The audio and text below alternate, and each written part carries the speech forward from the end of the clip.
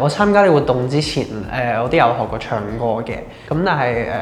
參加咗呢個活動之後，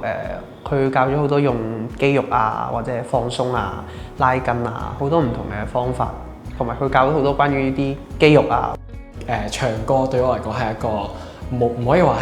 係想將佢發展為一種專業或者一種事業。我之前去學唱歌就係單對單咁樣學啦。咁嗰陣時就咁唱出嚟。咁因為學唱歌都係即係你都會唱得好難聽啊，走音嗰啲咁嘅嘢啦。咁嗰陣時唱都係對住阿 Sir 咁樣唱啦，咁就唔會有啲咩特別嘅界外啦。但係今次有一 group 人啦，咁你要喺佢哋面前唱得好難聽啊、走音啊，呢個係一個會好尷尬嘅一件事。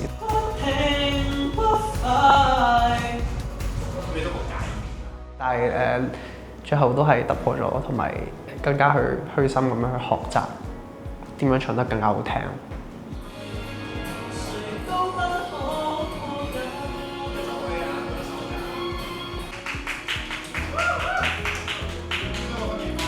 我哋放堂嗰陣時咧，咁我哋會一個出去唱啦，然之後其他人喺下面聽啦。咁即係你唱完之後啦，咁大家都會同大家講話，哦，你唱得好好聽喎，或者你唱得點點點啊，咁樣大家類似俾啲意見啦，跟住互相進步咁樣。未來都會繼續想學唱歌嘅，咁因為首先好好玩啦，同埋我覺得呢件事唔係一個話即係你想一年咁樣就學得識嘅嘢，係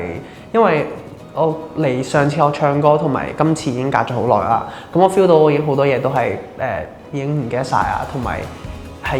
即係你自己啲肌肉係要重新適應過，咁所以係一定要 keep 住去學嘅。